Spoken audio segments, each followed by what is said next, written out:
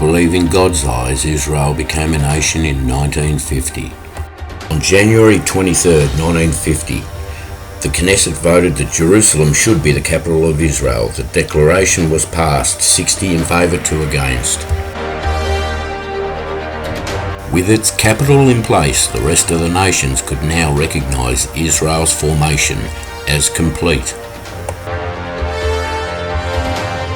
In 1959, Guatemala was the first country to establish an embassy in Jerusalem.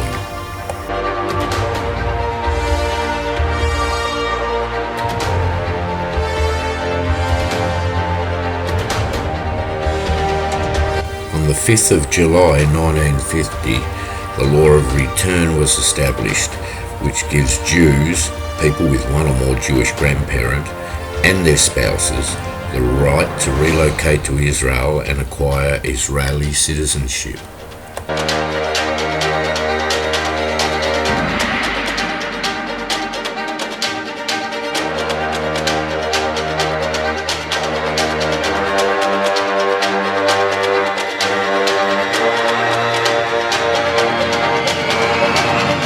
The images on your screen from 1945 and 1954 show the dramatic difference the law of return made to the Jewish people.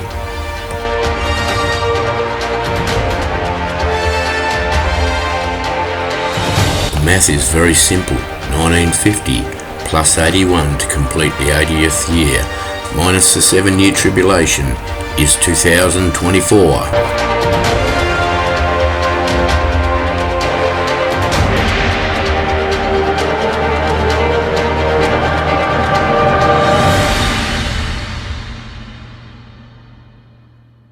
Hey guys, let's have a look, 4:29 a.m. in Jerusalem right now as I'm recording this. It's 1:29 p.m. where I am in Tasmania, Australia, and it is the 28th of February. Now I'm going to put this little video together as best I can. It's going to be extremely speculative. So what I mean by that is I'm going to take a lot of guesses and stabs in the dark. I'm going to pull day counts out of the Bible and apply them to a timeline, see where they come to. It may indicate something, it may indicate nothing.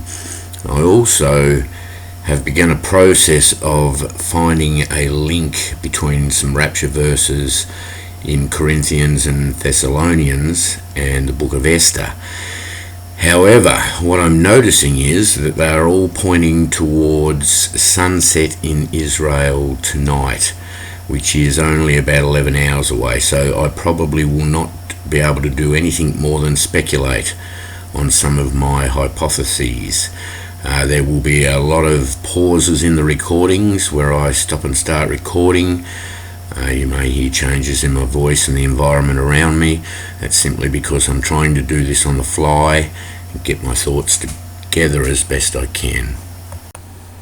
Right, let's get started. The first thing that we need to establish is actually when is Purim.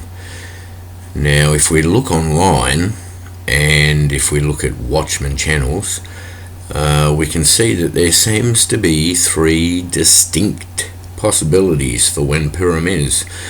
That in itself creates a bit of a dilemma. It kind of makes the finding of this day of Purim a bit difficult. The Torah calendar, and we're not going to look at that one because it's already passed. As you can see by the opening slide, the date in Feb for the Torah calendar and Purim is gone. So what I'm going to look at specifically here is the 29th of February, Repo Man's Purim, because I think that is biblically the best one so far, without a doubt, the best timeline anchor point for Purim.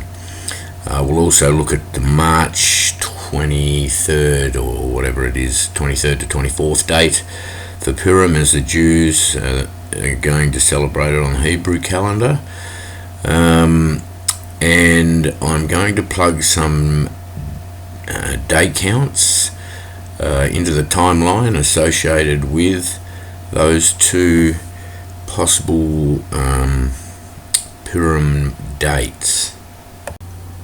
So for the purposes of this video, we're going to be looking at the 29th of February and the Jewish Purim, as you can find on Mr. Google, which is in March 23rd, 24th. Now, the following slides, I'll flip through a few as I talk. Following slides, I can't remember where I screenshotted them from, but they're just a Jewish website showing the typical Hebrew Jewish times that they expect to celebrate Purim this year, and I just run through a few of the slides that show the different dates for their different celebrations. Have a quick look at those, and then I'll bring up a slide from a website I found, I'm sure other watchmen use it as well, which lists more extensively Jewish feasts, not just the ones established by God and the sort of main ones that we read about in the Bible, but a lot of their sort of sundry type feasts and celebrations that the Jews have added to their religious festivals over the years. Here's a screenshot of a website I found called ijs.org.au. I found it very interesting in so much as it shows a lot of other Jewish feasts. One in particular is the Fast of Esther, which occurs on the 13th of Adar. So if you put all this together, Purim has a Fast of Esther on the 13th of Adar, and then Purim itself celebrated on the 14th and 15th. So it sort of becomes a 3-day feast if you look at quote unquote their feasts, and Purim is one of their feasts anyway, but it appears to have a sort of complexity level about it that I didn't fully realise to begin with. Here's another good website I found called jewishcare.org.au. They have some good information about the feasts, etc., etc. It looks like they're a website who produce calendars for charity purposes. You might like to check that out. Remember, it's always good to bless God's people. We have to pray for the Jewish people in the nation of Israel. Okay, so let's establish I'm looking at only the 29th of February as Purim and the March date as per the Hebrew calendar, I think you'd call it. Now, really, in reality, I'm going to be making a lot of stabs in the dark here. We don't even know exactly how God's operating and on what calendar. If you throw the Torah calendar in there as well, that has Adar 13 this year being on February the 22nd, so we've already passed that and Purim. And I'm sort of wanting to include Adar 13 because of the Jewish Fast of Esther, as you could see in one of the slides that popped up as I was talking a little while ago, and that's celebrated on the 13th of Adar. So we'll have a look at a few more slides and I'll collect my thoughts and continue on in a second. So you can see from the previous slides a little bit of information about Purim. I've established that I'm looking at February 29th in particular. You can also see that there is a fast called the Fast of Esther, which actually begins the observance of Purim, and that is on the 13th of Adar. Now, if we were using the Torah calendar, that's already passed. So we'll continue our little speculative video in a moment. So it looks like the pronunciation for the Fast of Esther is called Tarnat Esther. and that starts on the 13th of Adar. Now, I've thrown in these two slides here about the Festival of Trees as a question to Mike. Now, is this where you established Purim being on the 29th? Were there I remember 30-day increments. I know we have Purim and then 30 days later Passover. Now that lines up with how the Jews celebrate it this year, but their Purim date being wrong means their Passover date is wrong too, I guess. So you established the 29th. Was that because of a 30-day increment from the Festival of Trees? I couldn't remember where you got it from. That's the only reason I've thrown in these two slides, just to ask that question. I'll continue on anyway.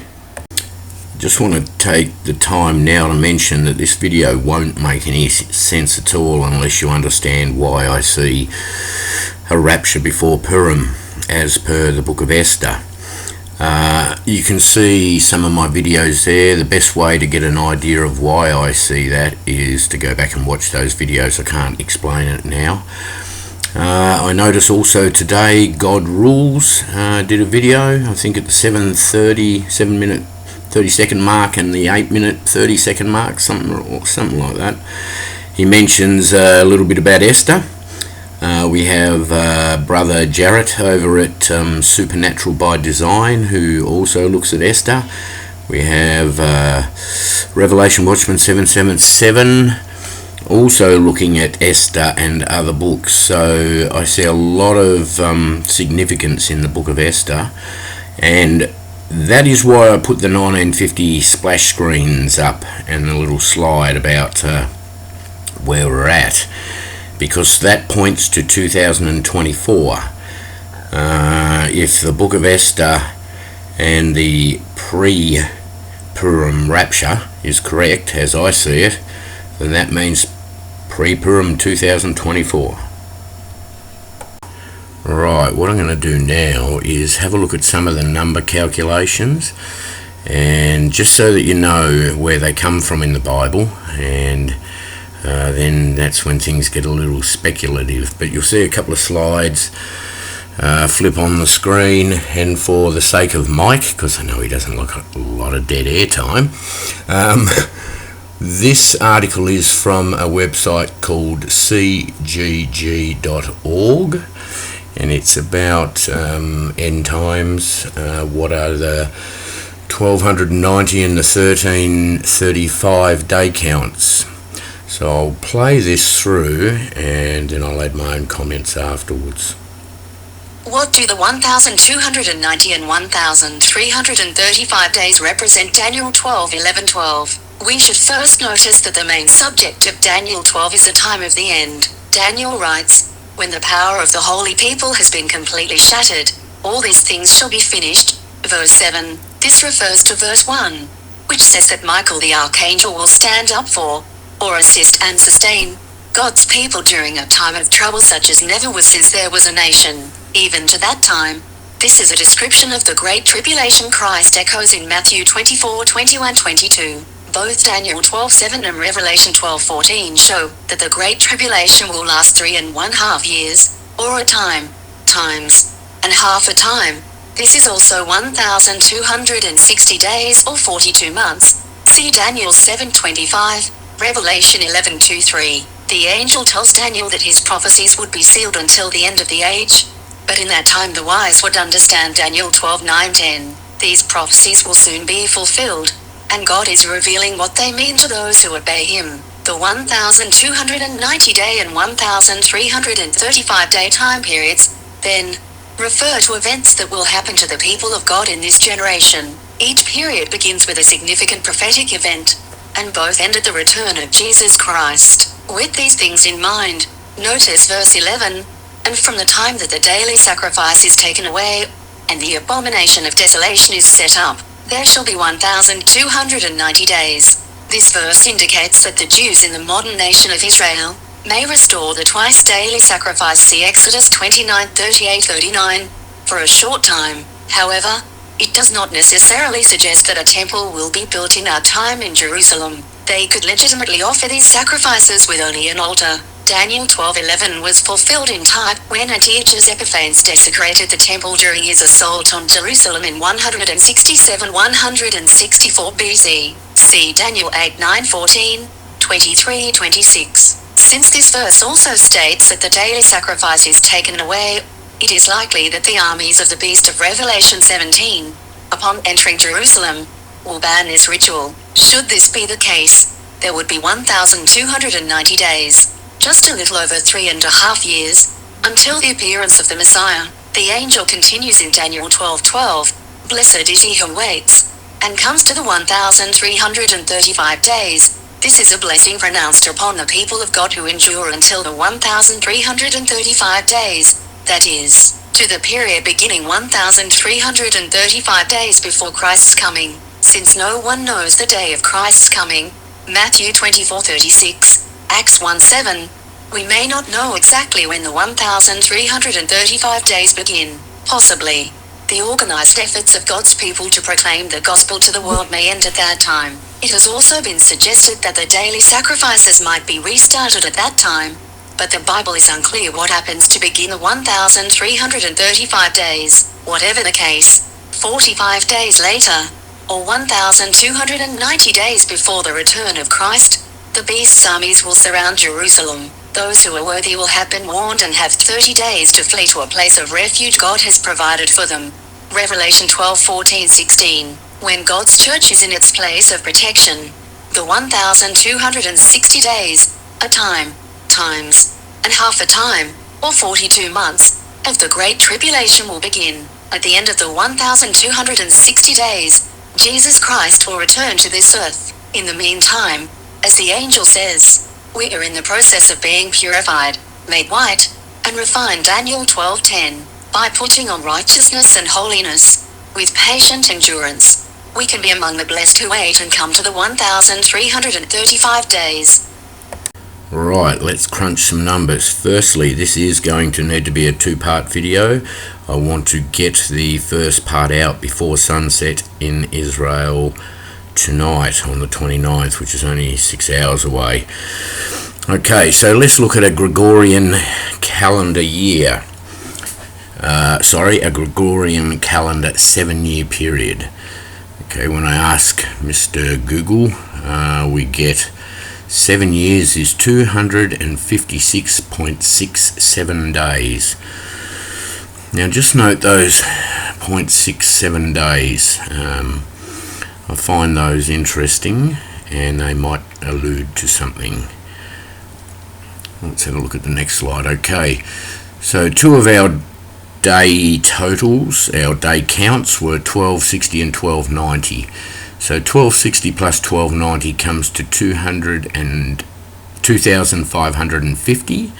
So it is 6.7 days short of a Gregorian calendar year.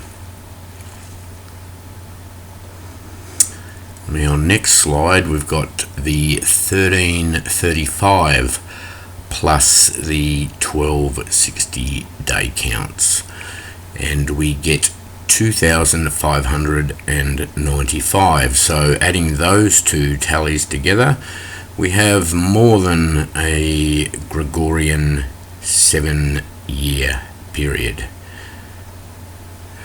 Okay, looking at the 1335 and the 1290 day counts, we get 2625, which again is greater than a Gregorian 7-year period if you break it down into days. Now I might have kept saying Gregorian year period. I'm talking about a 7-year period here and comparing it.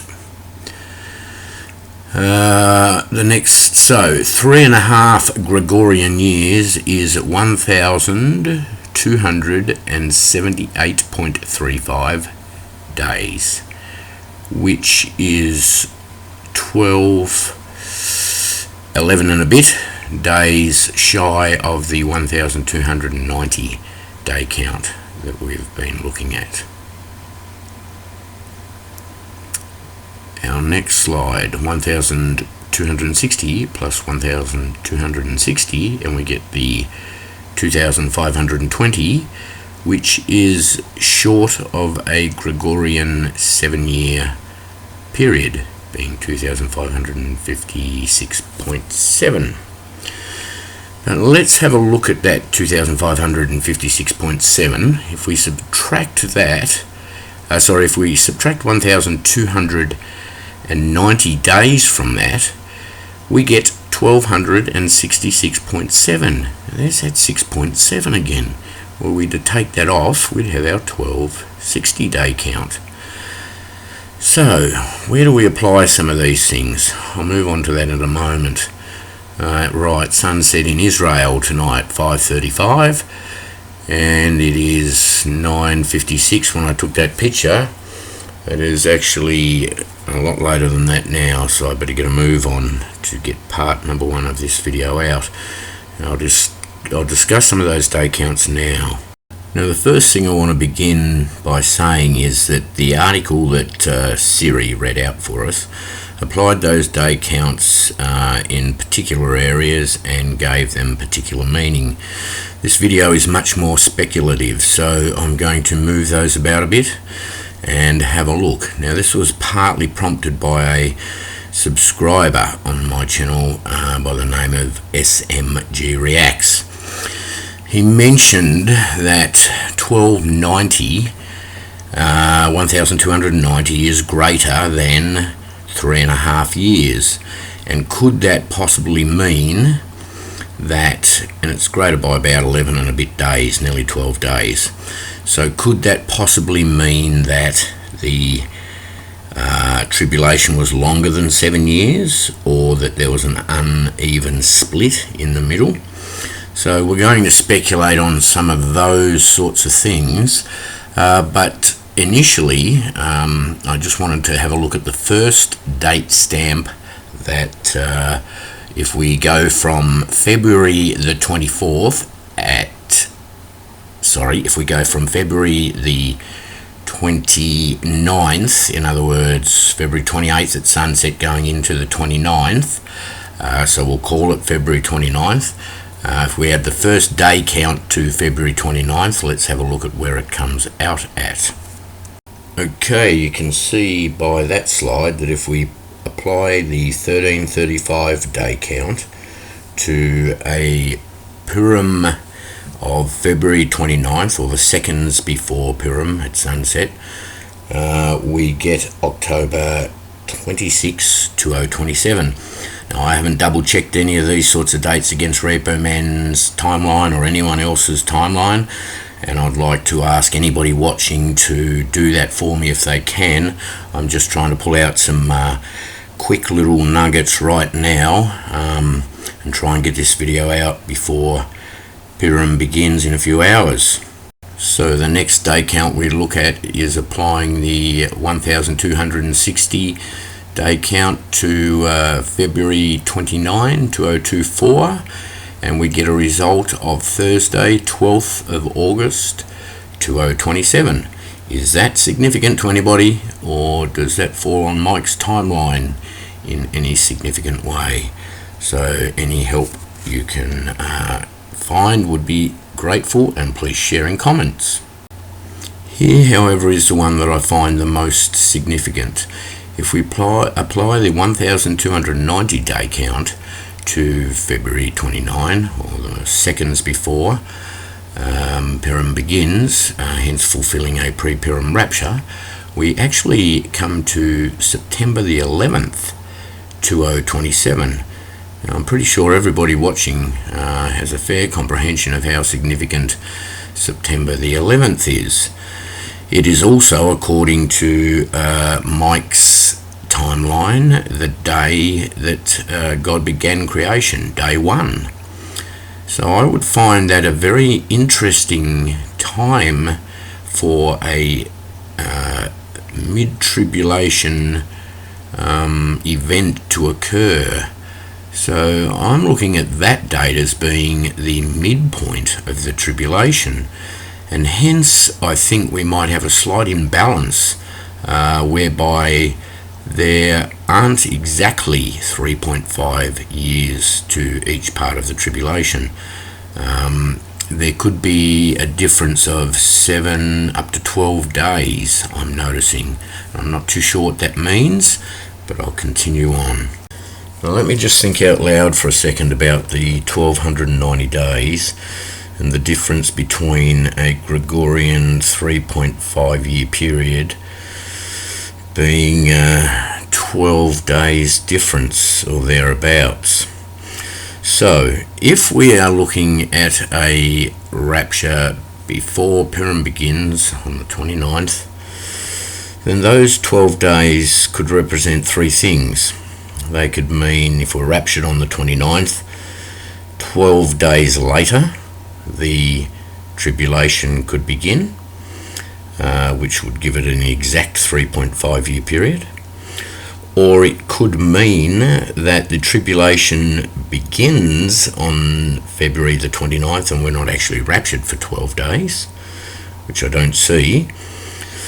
Or it could mean that there's a slightly uneven split to the 7-year tribulation period, being 1290 days plus 1260 days, which leaves us that 6.7 days short.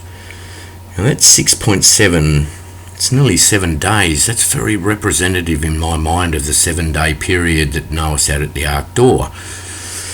So I'm wondering if there's some sort of correlation there, and whether we can start to think that perhaps the 7-year tribulation isn't a perfect split, albeit out by maybe somewhere between 6 to 12 days.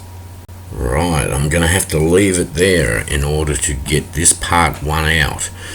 Now what I'm going to do in part 2 is have a look at some of those date periods where we added the 1260 and the 1260 together, etc. Start those on February 29 and see where they come to in 2031, etc. Now I've done all those calculations, but I don't have time to put the slides into the video and discuss that aspect of the video at this point in time. I need to get this out now, simply because I see that 1290 day period starting at sunset tonight, falling really nice in September the 11th 2027, beginning the midpoint of the tribulation, meaning that there's some extra days there above the 3.5 year period. So I'm wondering if something happens between us potentially being raptured tonight, or a big event tonight, and then 12 days later. So I'll have to leave it there.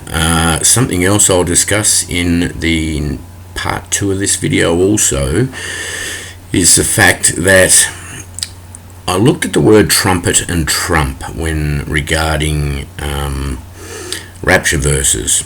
Now there were about 61 occurrences of trumpet, I think, in 60 verses, and there were 2 occurrences of trump in 2 verses only, and they were our 1 Thessalonians rapture verse that we know of, and 1 Corinthians also.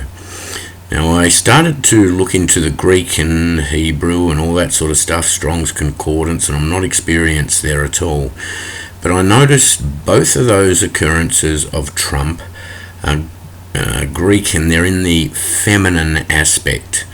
Now trumpet was completely different.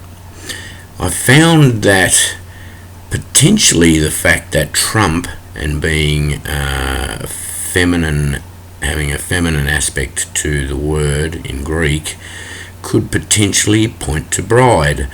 So I then started to look through Esther for words similar to trump that might have the same root meaning, that could indicate that Esther is indeed the book we need to look at for the rapture, and I think I started to find some things.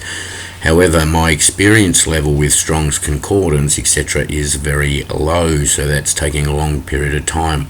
I will not be able to include it in this second part of the video. In this first part of the video, I'll have to put it in the second part. But something to mention is that my research in Esther has shown me that the rapture is before Purim because of the reversal of feasts, etc. And I encourage you to have a look at my previous videos. There's quite a few of them. Now, if that is the case, and we are looking at Esther and we have a pre-Purim rapture, that is also transferable to the March date. Now, I didn't determine a date for the rapture other than a pre-Purim rapture. So if Purim 29th, as per Repo Man's very convincing timeline, passes, then we are still applying this same logic that I'm looking at to March 23rd, 24th. Now obviously the day counts will be different then that I've done in this video, so I have to redo that part of it. But for now, I just want to get this out, get some people looking at those days, those day counts, where they land on the timeline in the future, and get some brains that are a bit better than mine with the mathematical timelines working behind the scenes, and see if we can come up with anything. But my urgency was simply because at sunset tonight in Israel, we start the 29th, and that is Repo Man's Purim, and I'm looking at a pre-Purim rapture, whether it be now or whether it be in March. God bless, guys. Keep looking up. We are getting very close. I'll leave it there, guys, but I would like to remind everybody that might not be saved and could be watching this video that if you see us go, you will know what's happened. There is only one way to be saved and to gain entry into heaven, and that is not to be a perfect person, for our works are but filthy rags before the Lord. It says we must confess with our mouth that Jesus is Lord, and we do that to the Father. We can do that before man as well, but this confession is to God himself. We confess that Jesus is Lord, and we believe in our heart that God raised Jesus from the dead on the third day, defeating death, sin, and the grave, and that he is now seated at the right hand of the Father. Our only way to the Father is through the Son, and our only way to salvation is through the perfect life and willing crucifixion of our Lord Jesus Christ. Our works do not get us into heaven. When we truly believe with our heart, and when we confess to the Father with our mouth, then we are saved. Once saved, always saved. But you have to get the belief with your heart correct. Now that doesn't give us a license to sin. The Holy Spirit continually prompts us in our lives, and we change as we grow in Jesus. We don't want to sin anymore. So, once saved, always saved doesn't mean that you can instantly do what you like. We are saved unto good works. That means the salvation comes first, and then through the prompting of the Holy Spirits, we manifest the fruits of our salvation, which are good works. But those good works do not get us into heaven, nor keep us out of heaven. So guys, in this very final moment, in this what could be final hours before maybe a rapture, maybe a big event, or maybe nothing at all, we continue to look up, and we see the signs, and we know that our blessed hope will return very soon. So in these final minutes, hours, days, weeks, give your life to Jesus. This may be the last chance that you ever get.